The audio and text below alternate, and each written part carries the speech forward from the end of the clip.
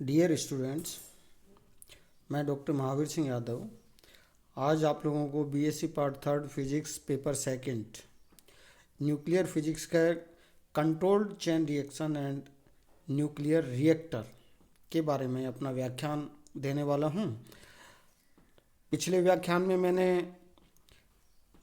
Chain reaction self sustained है उसके लिए कुछ कंडीशन बताई थी और उस कंडीशन के अंदर एक कंडीशन थी मल्टीप्लिकेशन फैक्टर, और उसमें जो मल्टीप्लिकेशन फैक्टर के था उसकी जो वैल्यू एक से छोटा हो सकता है, एक के बराबर हो सकता है और एक से बड़ा हो सकता है।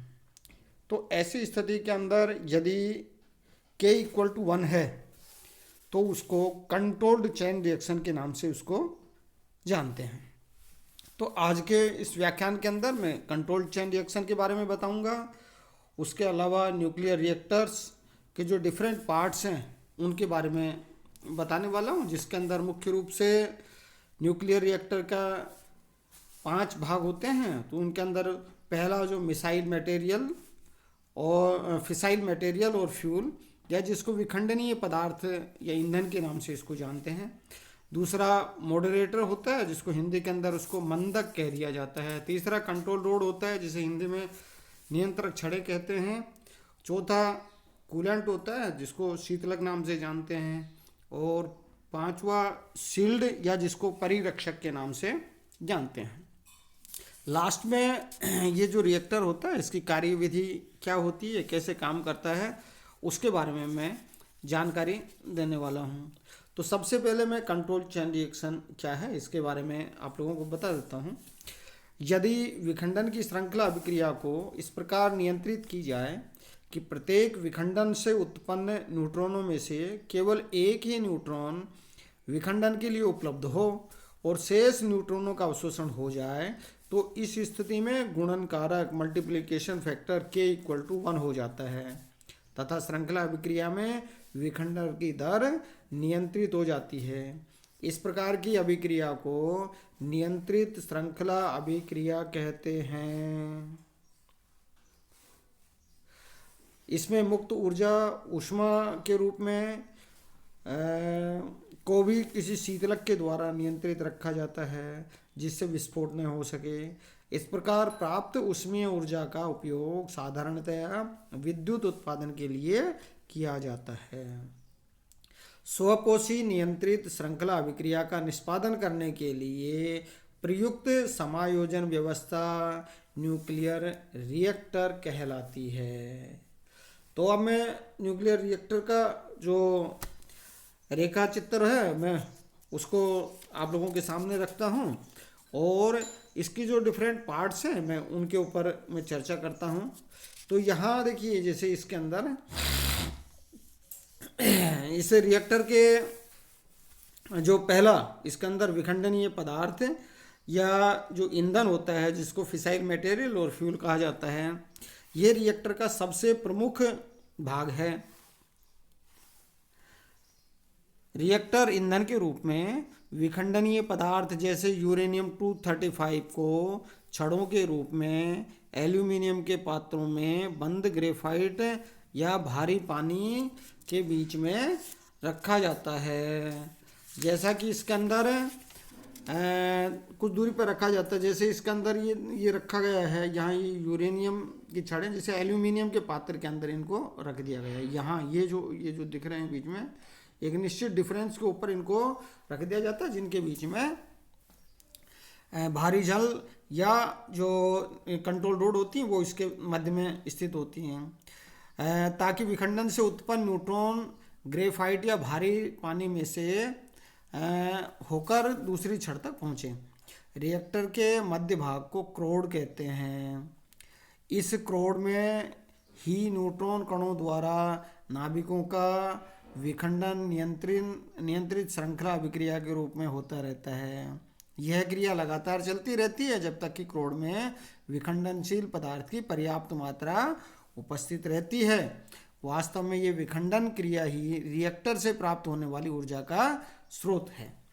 अब दूसरा देखिए, जो मंदक होता है शीतलक, उस शीतलक को कहाँ ये जो शीतलक के रूप में और अनेक प्रकार के जो पदार्थ वो इसमें काम में ले लिए जाते हैं।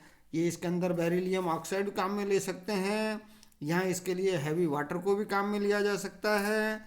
तो ग्रेफाइट है, वो ग्रेफाइट को भी मंदक के रूप में प्रयुक्त किया जाता है।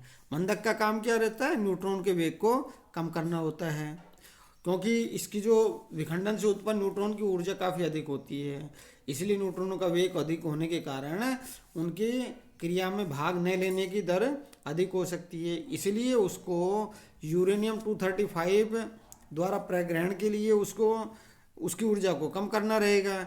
इसीलिए न्यूट्रॉन की गति को मंद करने के लिए ग्रेफाइट अथवा भारी पानी से गुजारते हैं। इसके परमाणु से संघटकों के द्वारा न्यूट्रॉन की ऊर्जा कम हो जाती है। चूंकि ये पदार्थ न्यूट्रॉन की गति को धीमा कर देते हैं, इसलिए इन्हें मंदक कहते हैं। मंदक के रूप में ग्रेफाइट एवं भारी पानी के अतिरिक्त बेरिलियम ऑक्साइड अथवा सामान्य जल को भी प्रयुक्त किया जा सकता है। अब यहाँ जो तीसरा जो इसका पार्ट है वो आता है नियंत्रक छड़ें। जो नियंत्रक छड़ें यहाँ ऊपर इसके अंदर दिखा दिया गया है। तो ये जो नियंत्रक छड़ें हैं ये कैडमियम की बनी हुई होती हैं, जो जिनको जब नीचे कर दिया जाता है तो ऐसी स्थिति के अंदर ये अभिक्रिया की जो गति होती है उसको कम कर देती हैं, अर्थात न्यूट्रॉनों का अवशोषण कर लेती हैं। रिएक्टर एक बार प्रारंभ होने के पश्चात बिना किसी बाधा के चलता रहता है, परंतु रिएक्टर के क्रोड के अंदर यूरेनियम नाभिकों के विखंडन की श्रृंखला अभिक्रिया को नियंत्रित करने के लिए उचित नियंत्रण व्यवस्था का आयोजन करना आवश्यक होता है। ये काम नियंत्रक छड़ों द्वारा किया जाता है। ये छड़ें ऐसे धातुओं की बनी होनी चाहिए कि वह न्यूट्रॉन का अवशोषण कर ले, परंतु स्वयं उसमें विखंडित न होने पाए। इन छड़ों द्वारा विखंडन को प्रेरित करने वाले न्यूट्रॉन की संख्या में यथोचित कमी की जाती है। इस कार्य के लिए कैडमियम अथवा बोरॉन की छड़ें उपयोग में ली जाती है। कैडमियम में न्यूट्रॉन अवशोषण करने की बहुत अधिक क्षमता होती है, अतः रिएक्टर इस ढंग से बनाए जाते हैं कि बाहर से कैडमियम की छड़ों को क्रोड के अंदर बाहर इच्छानुसार किया जा सके। क्रोड में श्रृंखला अभिक्रिया की गति इसके अंदर कैडमियम छड़ों की लंबाई पर निर्भर करती है। क्रोड में छड़ें जितनी दूरी तक अंदर डाली जाती हैं उतनी ही कम गति से श्रृंखला अभिक्रिया होती है। इन छड़ों को क्रोड में संपूर्ण रूप से प्रवेश करा देने पर श्रृंखला अभिक्रिया को एक साथ बंद भी किया जा सकता है। अब नेक्स्ट जो चौथा पार्ट है इसका, कूलेंट या शीतलक। क्योंकि इस विखंडन प्रक्रिया के अंदर अत्यधिक मात्रा के अंदर ऊर्जा निकलती है, जो ऊर्जा है उस ऊर्जा को बाहर निकालना होगा, अन्यथा क्या होगा कि ये विस्फोटक रूप धारण कर लेंगे।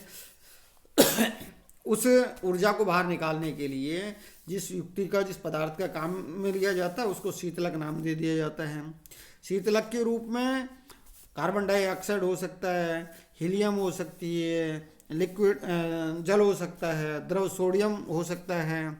इनको इसके अंदर प्रयुक्त किया जा सकता है। यहाँ इस नीचे की साइड से जैसे इसके अंदर बताया, इस भाग से इसके अंदर वो पास किया जाता है और ऊर्जा लेकर के और शीतलक के यहाँ इस भाग से बाहर की तरफ ये निकल जाता है। ये यदि भाप प्रयुक्त की वाटर प्रयुक्त किया जाता है तो ऐसी स्थिति के अंदर भाप के रूप में और ये ऊष्मा बाहर निकल जाती है, और वो जो भाप निकलती है उससे टरबाइन को चला करके विद्युत का उत्पादन कर लिया जाता है। 5 और बहुत महत्वपूर्ण जो भाग है उसका, वो इसका परिरक्षक या सील्ड हुआ करता है। ये सील्ड जो इसके अंदर ही दिखा रखा है, जो ये जो बड़ा जो भाग है ये चारों तरफ, ये क्या है? ये सील्ड है। अंदर का जो क्रोड है वो छोटा होता है और सील्ड क्या रहता है? काफ़ी बड़ा रहता है, जिससे इसे विखंडन की प्रक्रिया में निकलने वाले जो रेडियो एक्टिव किरणें होती हैं वो सामान्यतः उसके अंदर ही अवशोषित हो जाएं, वातावरण के अंदर न आ पाएँ, जिसके कारण से कोई जनहानि या किसी तरह का कोई नुकसान नहीं हो। इसलिए बहुत कंक्रीट की मोटी मोटी दीवारें इसके अंदर बना दी जाती हैं। इनको फिगर के अंदर या इसके अंदर दिखा दिया गया है। तो इस प्रकार से यहाँ ये जो न्यूक्लियर रिएक्टर है ये उसके विविध भाग होते हैं। अब इसकी कार्यविधि क्या होती है? कार्यविधि को समझने के लिए मैंने ये फिगर इसके अंदर बना दिया है। तो यहाँ ये जो है, ये वाला जो पार्ट है वो क्या है? किसको रिप्रेजेंट कर रहा है, ये रिएक्टर को रिप्रेजेंट कर रहा है। बाकी ये जो भाग है बाहर वाला, जो ये क्या है, ये परिरक्षक को रिप्रेजेंट करता है। यहाँ ये इसके अंदर ये शीतलक इससे प्रवेश करता है, इधर से जा करके और इधर से आकर के, और यहाँ ये टरबाइन घुमा करके और ये बिजली का उत्पादन करता है। तो इसके अंदर रिएक्टर के प्रचालन के लिए आवश्यक न्यूट्रॉन इसमें ही विखंडित विद्यमान रहते हैं। अतः जब रिएक्टर को शुरू करना होता है तो कैडमियम छड़ों को, या ये जो कैडमियम छड़ हैं, इनको बाहर खींच लिया जाता है तथा रिएक्टर में उपस्थित न्यूट्रॉन यूरेनियम 235 नाभिकों का विखंडन करने लगते हैं। इससे तीव्रगामी न्यूट्रॉन उत्पन्न होते हैं। ये न्यूट्रॉन मंदक, ग्रेफाइट या जल से टकराते हैं, जिससे उनका वेग कम हो जाता है, और फिर ये न्यूट्रॉन भी यूरेनियम 235 नाभिक का विखंडन करने लगते हैं। श्रृंखला अभिक्रिया को लगातार जारी रखने के लिए यूरेनियम ईंधन का आकार इसके क्रांतिक आकार से अधिक होना चाहिए। ये कंडीशन है श्रृंखला अभिक्रिया के लिए, चैन रिएक्शन के लिए। न्यूट्रॉन की बढ़ती हुई संख्या को कैडमियम छड़ों के अंदर खिसकाकर नियंत्रण में रखा जाता है, ताकि रिएक्टर में विस्फोट न हो जाए। विखंडन से प्राप्त ऊर्जा शीतलक प्रवाहित कर रिएक्टर से बाहर निकाली जाती है, और फिर शीतलक के ऊष्मा को निकालकर इससे विद्युत उत्पादन किया जाता है। तो यहाँ ये जो फिगर है, इस फिगर के अंदर ये इसको दिखा दिया गया है कि इसके अंदर अत्यधिक दाब पर पानी मंदक और शीतलक दोनों का काम करता है। इसके अंदर जो हाई प्रेशर के ऊपर इसको वो कर दिया जाता है। ये श्रृंखला अभिक्रिया से उत्पन्न ऊष्मा को स्टीम जनरेटर में स्थानांतरित करता है। स्टीम से चालित टरबाइन के उपयोग से विद्युत ऊर्जा का उत्पादन होता है। एक नाभिक रिएक्टर का जो सामान्य जो साइज है वो 13.5 मीटर ऊंचा, 4.4 मीटर उसका व्यास होता है, तथा लगभग 385 टन का हो सकता है। ये उसका टोटल जो मास है वो हो सकता है, जिसमें लगभग 90 टन यूरेनियम ऑक्साइड, 50,900 फ्यूल छड़ें हैं, जिनकी लंबाई लगभग 3.85 मीटर तथा जिसका व्यास है वो 9.5 मीटर के रूप में होता है। आगे न्यूक्लियर रिएक्टर्स के जो टाइप्स हैं उनके बारे में नेक्स्ट लेक्चर के अंदर बताएंगे। आज के लिए इतना ही। बहुत बहुत धन्यवाद।